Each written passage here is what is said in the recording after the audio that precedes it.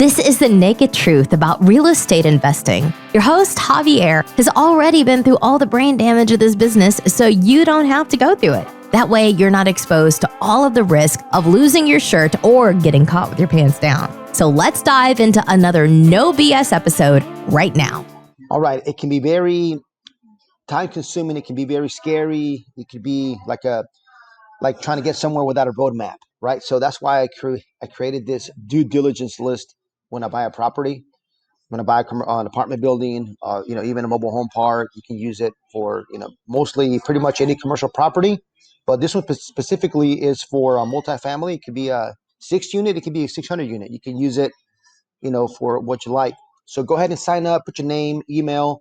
I'll send you the free link to my due diligence. This is what I've used to buy, hundreds and hundreds of units, if not, thousands of units. So sign up, you get my link. You get an Excel sheet as well. And also we use the software, project management software, Monday.com. Feel free to sign up for a free trial. I do have an affiliate link. You don't pay any extra, right? They just pay me a small fee. Don't have to use it. You have the Excel spreadsheet, but if you use Monday.com, it's actually a lot better, a lot smoother, a lot prettier, and you can do a whole bunch of other stuff. There's even a video there I created in the link. So check the link, sign up, and this is my giveaway for you guys. Thank you so much. Take care. Hey everybody, Javier Hinojo. Welcome again to another episode. I am your host, the naked truth about real estate investing, not just investing in real estate, but just investing in general. Real estate has to do with finances. So I'm super excited to have Chris Miles from the Chris Miles Money Show.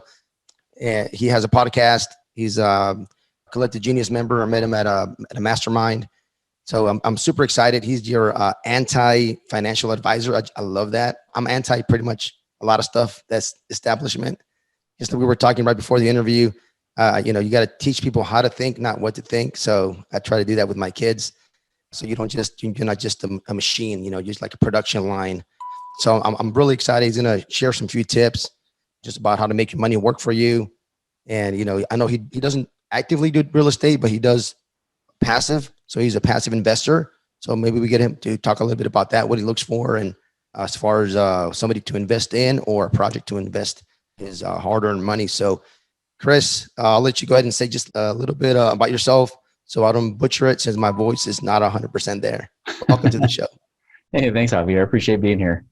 Yeah, so you kind of gave my professional intro, a little bit about my background. I actually grew up in Oregon, out near Portland, back when it was actually cool. Not now. Portland sucks now, right? But back in the day, and then 22 years ago, I actually moved out to Utah, and that's where I met my wife, now ex-wife, and had a bunch of kids. I actually have 6 kids of my own, and then I got remarried, and her 2 kids. Now we have this blended family of 8 kids between the 2 of us. So it's like this Brady Bunch. 8 kids. So I have 5 kids.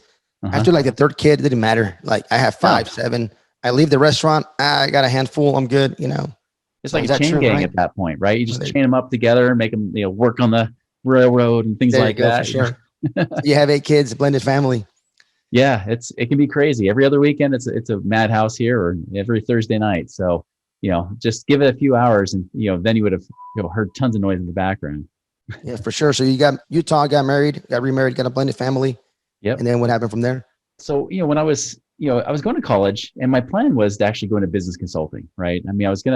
I was actually a sociology major with this triple minor in psychology, Japanese, and ballroom dancing. Right? What? That is a great combination. I love it. So yeah, little known fact, I was one of the nation's top amateur ballroom dancers. Latin dancing was my favorite. That was always my number one strength. But that was 20 years ago and about 30 pounds ago, right? Oh, look at that.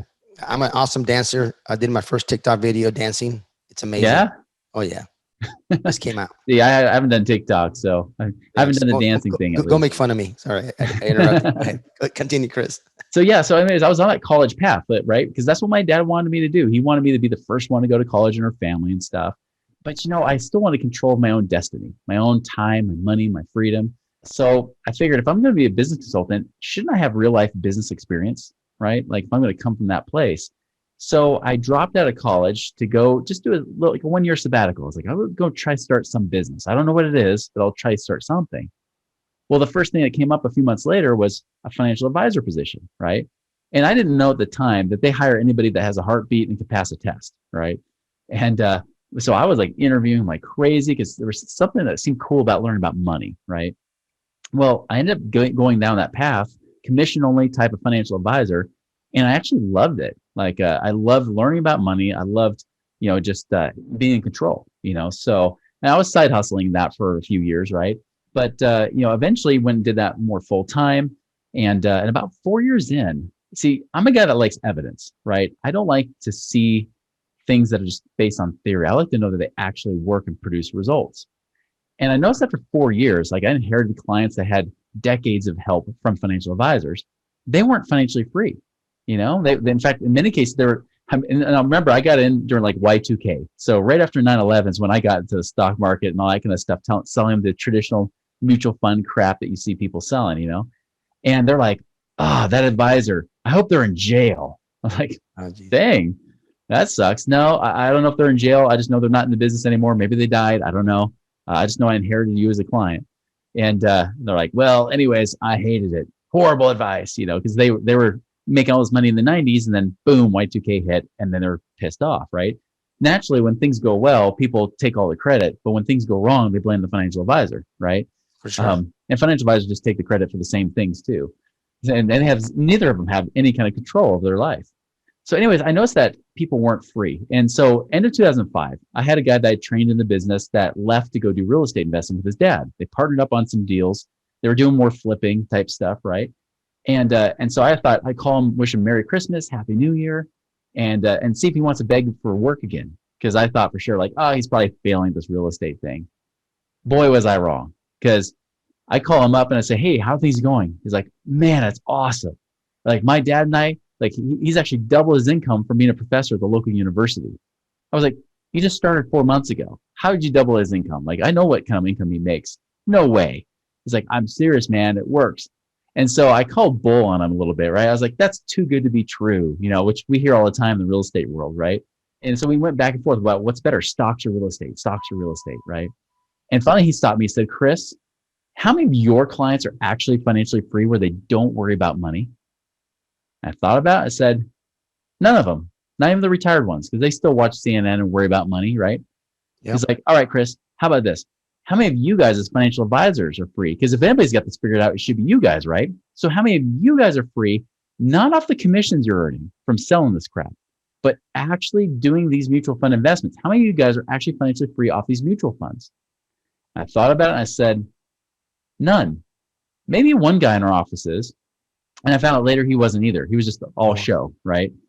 And so he said, well, there's your problem. I said, well, tell me the answer. He's like, I'm not going to tell you the answer because you're not open to it. I said, well, Dad, you just got me to admit I'm wrong. So give me something. He's like, listen, if you're really serious about it, which I doubt, notice he was like doing an awesome takeaway on the sales job here, right? Yeah. He wasn't even selling anything. He was just pissed. He's like, well, if you're really serious, go get this book called Who Took My Money by Robert Kiyosaki, which basically says that mutual funds are horrible, right? I just saved you 3 hours on audiobook there. Mutual funds suck, and here's why. And then he said, now listen to this radio show, an AM talk show. This is pre-podcast. Listen to this AM radio show by these couple of real estate investors. So I did. I started listening to that stuff. And funny enough, they didn't even talk about strategy. They didn't even talk about what kind of real estate they did. They barely even mentioned real estate. They were talking about like founding fathers. They were talking about like money beliefs and scarcity and abundance and all this kind of stuff, all these principles more. And I was hooked. And so after a few years, and especially when they started talking about like the traditional mindset and financial advisor, what they taught, I was like, wait, that's me. I'm the guy teaching this crap. So I got to get out of this. So March of 06, I quit, vowed never to teach about money again. I was like, I'm just going to be a mortgage broker and teach ballroom dancing at the local university on the side, right? And so that's what I did. But it drove me nuts. They knew things I didn't know, right? Because I'm like 28 years old. I'm like starving for this information. So I started to get to know them a little bit more. And the crazy thing is, and not just with real estate, even like within business streams, like they taught business principles too. Like I was able to do things like really working like 3-4 hours a week. And I was able to essentially become financially independent. Now at that time, I only needed like $3,500 a month. It wasn't hard to hit that number.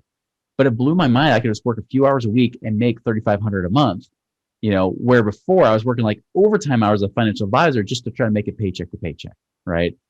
And it blew my mind that it wasn't about how much money you save. It wasn't about, trying to live off less than the interest like they teach you. It was all about cash flow. And it just blew my world wide open, like just amazed, and I did, some real estate investing stuff, some active that went well and some that didn't go well, especially when the recession hit, right? And so Yeah. I went from financially independent and semi-retired to, now back in the rat race again in 2008, But about 2007, I started teaching people how to get out of the rat race until that time happened. Then I switched it. I was like, okay, I can't be out of integrity and teach anything I don't do. So I switched it. I said, I'm going to teach people how to be resourceful, how to find money, because that's what I was doing, right? I was like, I'm not going to go bankrupt. I'm too dang stubborn. No way that's not going to happen. But I'm going to find a way to make this work. Even though I was in the hole 15, 16,000 a month, I was going to reverse it. And so it was a long, hard road. Long story short, by end of 2016, I was financially independent again. Now I'm making over 5 figures a month passively because now I've got 8 kids, right? So definitely a bigger number to hit, but I got there. And that's what I've been teaching people to do is that you can basically, everything the financial advisors teach, everything is broken. It does not work. I've proven it by the numbers. You can never save enough in those plans to truly become financially free. You can live cheap and you can hope that you have Social Security, but that's pretty much it. That's your retirement plan if you're lucky in the traditional world. You've got to go into these alternative investments instead. All right. So let's talk a little bit about that, right? So yeah. Since this tends to be real estate investing, so what kind of passive investing you recommend or some of your clients or yourself do as far as like real estate related?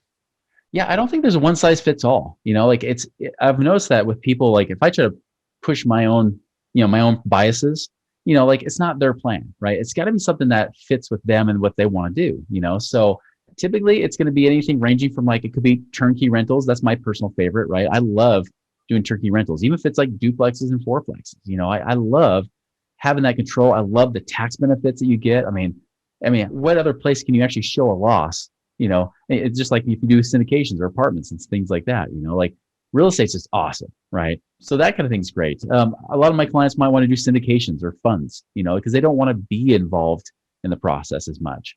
We got people that like note type of investments. We've got self-storage. There's assisted living you can be doing, right? Again, more syndication or fund based. I've had people even looking at oil and gas, looking at doing something like that. I have one client in Hawaii. He's like, I do not want to do anything with real estate, not even as a syndication, not even hands off. I want nothing to do with it. So I'm like, well, what would you like to do? He's like, well, I actually bought a few oil wells recently. I'm like, you bought individual oil wells? Dude, that's crazy. Like, here's a syndicate, an oil syndication's got 40 wells in there. That's way safer than you trying to buy 2 or 3. And then, maybe they go broke, with those. So, cause it's either, boom or bust a lot of times or piddly. Risk, high reward. Yeah. Yeah. So I'm like, here's a syndication. We'll go look this direction instead. Right. Again, I never tell people what to buy or what to invest in because that's illegal. Right. But I do say, hey, based on your goals, is it cash flow focused or more growth focused? All right. If it's growth, here's some options you might look at instead. If it's cash flow, look at here. For sure. One more recently, like one I'm getting into myself is I'm actually doing a partnership with some land deals. Like Mark Podolsky, right? The land geek. Yeah. Yeah. I'm actually partnering up on some deals with him, hiring his team to do it for me, which I've asked him to do for years.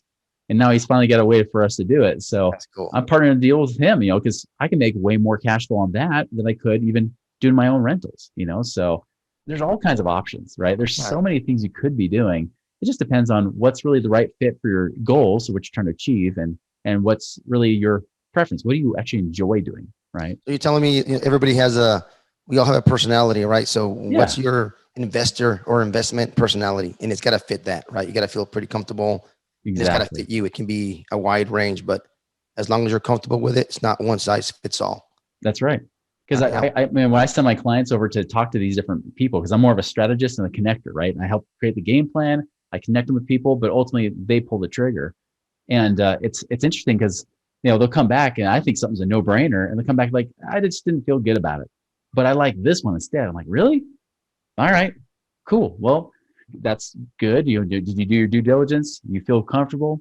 All right, great. Let's figure out how much money you're going to be putting there and that kind of thing, and creating that plan. And I'll tell you, that's something that's so much, and not just doing that, right? What's so much fun is finding the money too. Because remember I mentioned I taught people how to get resourceful, right? Yeah, that's right. I had to find the money to pull out of my little, tailspin that I was going into, right? I was crashing hard. And it's funny because like I have this one client, and a lot of my clients are like this, right? They're what I call asset rich and cash poor. Like their net worth might be, they could even be a accredited investor. They might be worth $1, $2, $3, $4, $5+ million, right? but then their cash flow, their passive income is almost like this, like zero. It's funny because I have this one guy, same thing. His whole goal, he's living in California. And I always tell people like, when he tells me, hey, I've got investment property here, I'm like, okay, if you're West Coast, you got investment property, let me guess, your return on equity stinks, right? Because, you got equity in there, but your cash flow is ridiculous. And that's exactly what happened. He's like, here's the two things I'm doing, Chris. Like, my goal is pay off my investment property, and my house here in San Diego. And I said, all right. He's like, yeah, I'm 6 years away. Well, how much will that free up? $4,500 a month. I'm like, well, that's great. Okay, cool. That's not bad. All right. Now, how much equity do we have in this investment property? Yeah. $700,000. Oh, okay. What's your cash flow on it? Like net profit, $200 a month. I'm like, you got 700,000 of equity. You're making $200 a month. That's miserable. He's like, yeah, but once I get it paid off, well, then it'll be like $2,300 a month.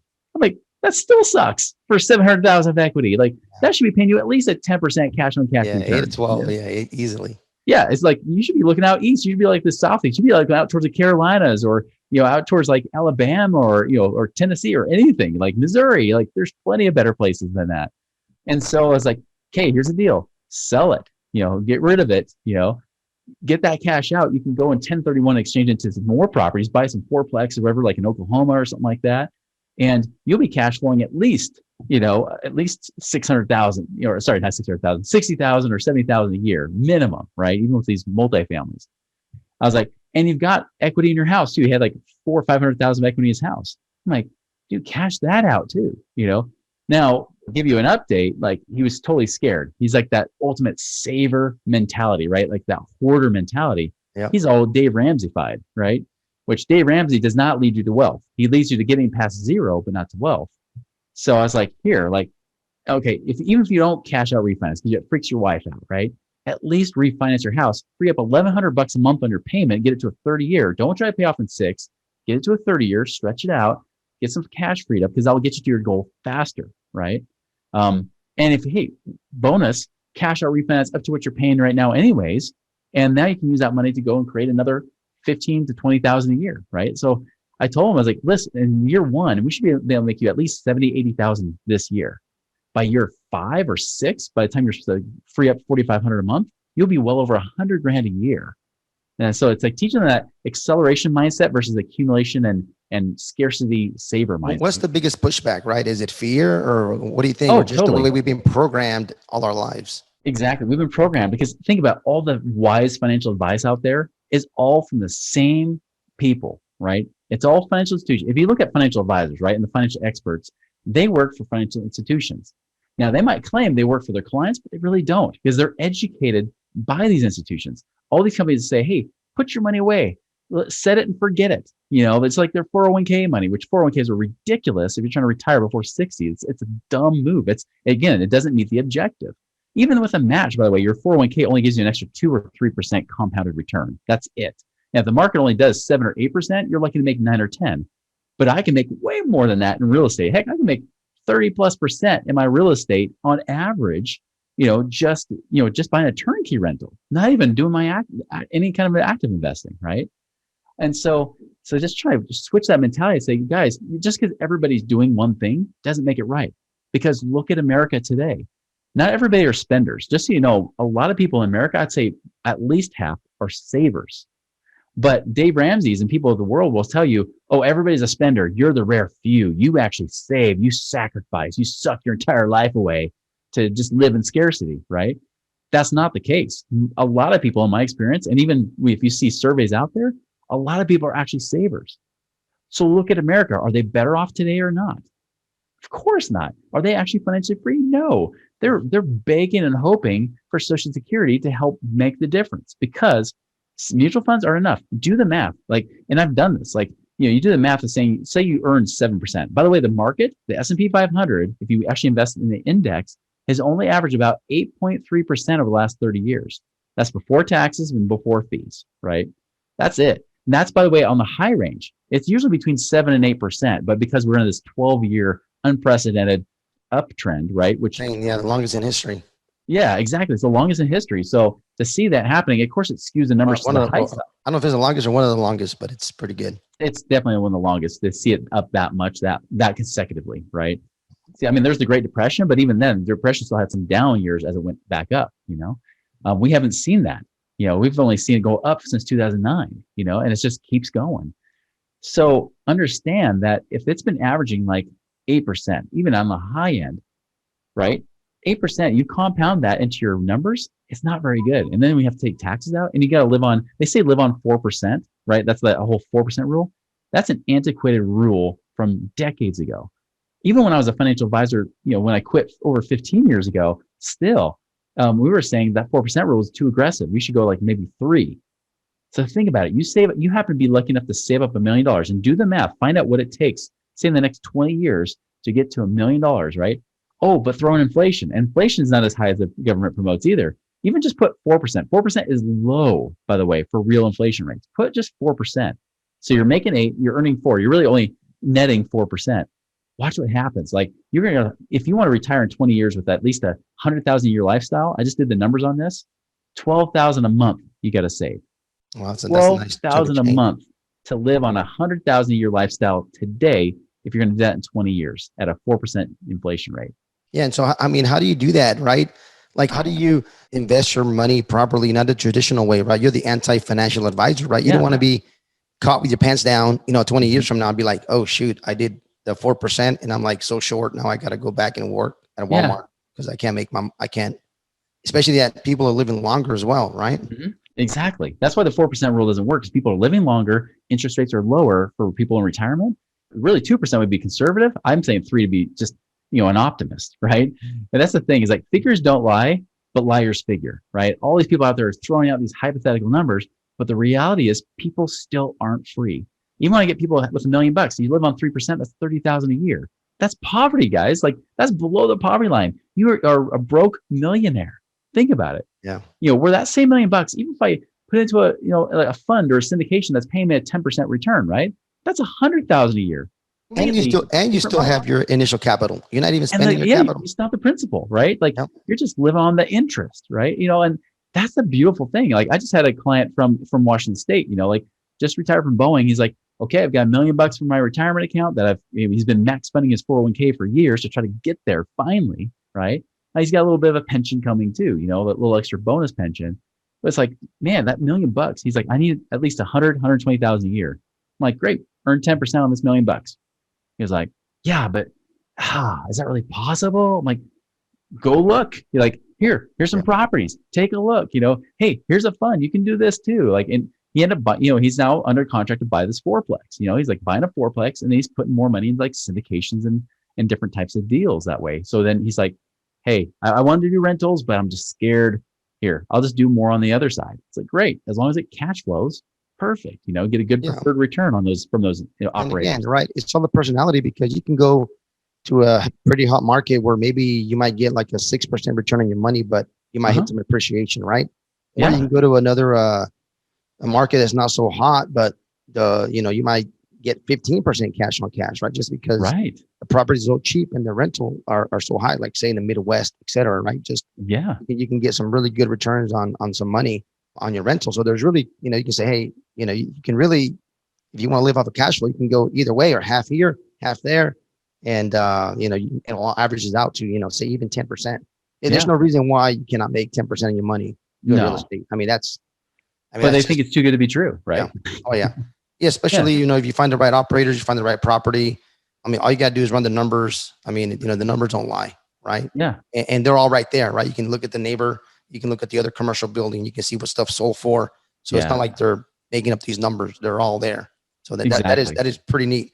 So what would you say to somebody, who is maybe, even their 60s or, 20s? What kind of advice do you have somebody so they don't make like a huge mistake? Or just give me something for the younger crowd and for the older crowd. Yeah. For the older crowd, the thing is, you've been indoctrinated so long into that traditional mindset to put your money away. And just remember, financial institutions want you to put your money there and leave it. And this is why they say live off less than the interest, right? They want you to make more interest than what you're pulling out, because they say, well, if inflation, you don't want to run out of money. Well, think about it. If your balance keeps going up and you're pulling out less, they're making more money. Think about the rule of high risk creates high returns. This is the thing I get all the time. I'm sure you do too. They're like, I'm not a risky person. I look at people that invest in mutual funds as the riskiest gamblers in the world. right? Because it's ridiculous. You have zero control of your money. You have zero control of what those funds do or what the manager will even invest in. And just so you know, even if a manager does good one year, it's very common for them to do bad the next, right? I mean, it's so common to see that happen. You have zero control. You have zero real tax benefits. I mean, yeah, you have a Roth IRA. I see a lot of the younger generation. This is the warning for them, right? Older generations, you just got to trust that, there's more results here. If you look at people, the people that actually are wealthy and free have real estate in their portfolio. Even if they're a business owner, right? They still got real estate that's creating some sort of lifestyle. Even if they have mutual funds, that's not what made them wealthy. It's either their business or the real estate. Or in the case of a lot of your listeners, they're both the same, right? They have a business in real estate, that's where they're making their real money, but they don't have passive freedom from that. So understand that if you're getting to the retirement years, know that your money is not about what kind of money you can pull off. It's about the cash flow. What's the income coming off of this? That blew my mind as a financial advisor. Now, for those of you like in your 20s, you've never seen a down market. You think that the stock market is amazing, right? Now, I know some of you guys are listening. You already know this is not truth, but you think the stock market's incredible that it doesn't ever go down. This is the biggest thing I see with people up until about their 30s, right? They're like, oh, the market's awesome. I'm going to retire. I'm living on the 4% rule. There's that whole FIRE method out there, the financially independent retire early crowd. They actually believe you can just buy index Vanguard funds and be able to retire because you just live on that 4%. Well, what happens when the market goes down? Oh, it's okay because I got time. No, it's bull crap. Like what you've seen in the last 12 years, the average, by the way, in the last 12 years is about 15.5%, right? Understand the market's about half that. So what does it have to happen for our market to go back into balance? What's that going to do to your portfolio? My dad thought the same stupid thing right before Y2K. He invested in stocks, in more stock funds because the tech stocks were going up. So he switched his portfolio over there on his 401k, thinking a few more years of this, I'll be able to retire in my late 50s. And then bam, Y2K happened. And he's like, it took him 15 more years to retire. Wow. 15 more years, even though he's almost right there. Take another 15 years before he was back in that place again. And that's just because he's like, right? Well, I'm probably going to die in the next few years anyways. Well, oh geez. Well, it's tough because if the market is somewhere, your money is in the market or somewhere where you don't really have control over it, or even if you do have control over it, you can pick and choose where you want to place your money. Yeah. If you don't have a financial advisor, right? Still, you're not gambling, right? But it's just, it's kind of hard. I like to see it, touch it, feel it if I can. It just feels better for me. Yeah. Heck, you can buy 10 grand worth of some kind of crypto and get lucky and it doubles, triples in a week. But that's really not investing. That's just speculation. It's gambling. Yeah. If you understand real investors don't believe high risk creates high return. They know that's bull crap, right? Because the truth is that low risk creates high returns. Because think about it. When does a 90% chance of losing? The definition of risk is chance of loss. So when does a 90% chance of losing equal a 90% chance of winning? Yeah. It doesn't. 90% chance of losing means you have a 10% chance of winning. Yeah. Now, when we try to control and manipulate our risk, right? We try to minimize and mitigate it as low as possible. We want 95% success rate. We want like 5% risk, maybe, right? We want as little risk as possible where we can manipulate and control and amplify the returns. That's what real investors do. Gamblers believe that high risk creates high returns. And they were taught that by financial companies that said, hey, you take all the risk, while the financial companies just take the guaranteed fees off of you, right? Yeah. They don't believe in high risk creates high returns. That's why they just take the fees. They want you to take all the risk for them so they don't have to. And that's why they've got the bigger house than you do. That's why they got the tallest buildings in every city you look at. It's always the bank or a financial institution. Yeah. So they make money if you make money or you don't make money. They still make their money. Yeah. They always make money regardless. Once you see through all that crap and all the BS that's out there, you start to realize like, holy cow, like I've been duped. In fact, I have a better odds of doing the opposite. If I just do the opposite of everything financial advisors taught me, I will probably succeed. And that's true. Again, the evidence is financial advisors can't retire. And by the way, I knew financial advisors that were advisors since the late 70s, and they still couldn't retire. What makes you think you're any different? That's the thing. It's like, look at evidence. Don't go with this theoretical BS and you put in the calculator, because the truth is the calculator does not show reality. Oh, man, that's some great nuggets. Really appreciate you being on the show. Where can people find you? Yeah, and you can do one of two things. One, you can find my show, my podcast, The Chris Miles Money Show. You can find that one on iTunes or any app that you have. or you can go to moneyripples.com, where you can actually reach out and contact us. There's even other blogs and even a book they have if you try to find cash to be able to create more wealth with. I've got a little ebook on there called Beyond Rice and Beans, 7 Secrets to Create Cash Today. You can get there for free. I like the title. I like the title. Yeah. Sure. All these kind of slapping somebody in the face there, metaphorically speaking. There you go.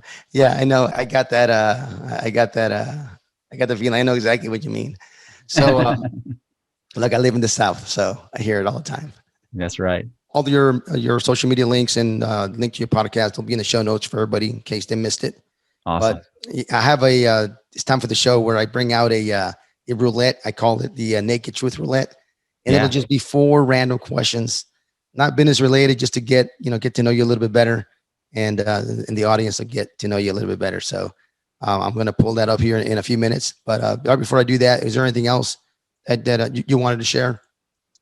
Yeah, I'll just tell you, guys, if you're listening to the show right now, you're on the right path, right? Because you're trying to do it different. Don't follow the status quo. Don't follow the masses, because the truth is that the masses haven't figured it out. They're not free.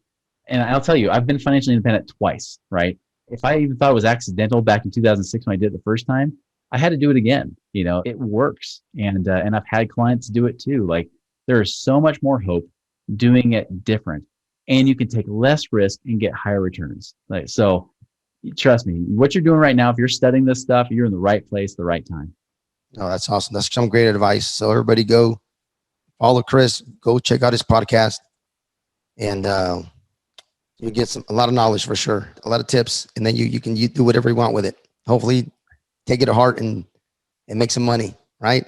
That's right. All right, so here we go. We got the Naked Truth Roulette. Can you see my screen? I can, yeah. All right, let's roll.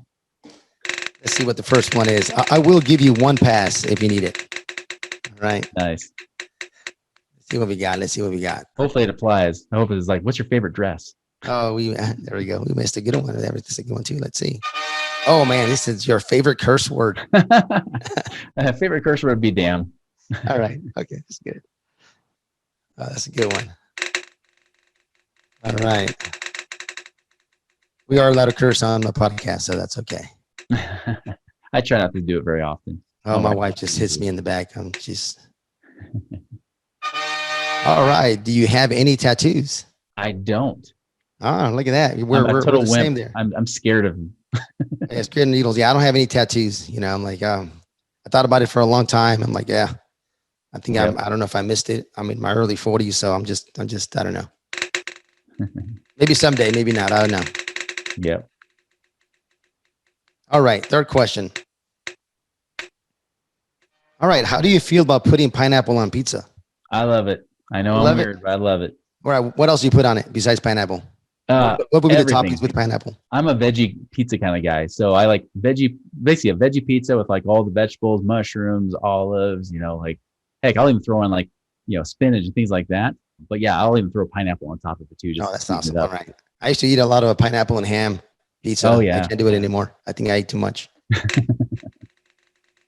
Yeah, I actually worked at 3 pizza restaurants when I grew up. So there you go. All right, last question. See what we got. All right. What cartoon was your favorite as a kid? Oh man, it had to be a tie. It was probably Voltron. Voltron, yeah, I remember that. Voltron was probably one of my favorites. I mean, it was between that and Thundercats. So Thundercats, man, yeah, for sure. Yeah, Thundercats was amazing. These kids now. You see all these shows now. Man, I see my 10-year-old watch SpongeBob. I'm like, how do you watch SpongeBob? But then I turn it on and I can't stop watching it. I'm like, my brain is dissolving in front of my ear right here. I just feel it. I feel my brain cells dying. Yeah, my kids are all about Gravity Falls and stuff. Oh, there you go, for sure. Chris, I appreciate it. You survived Naked Truth. It was not too rough of questions, and I appreciate that.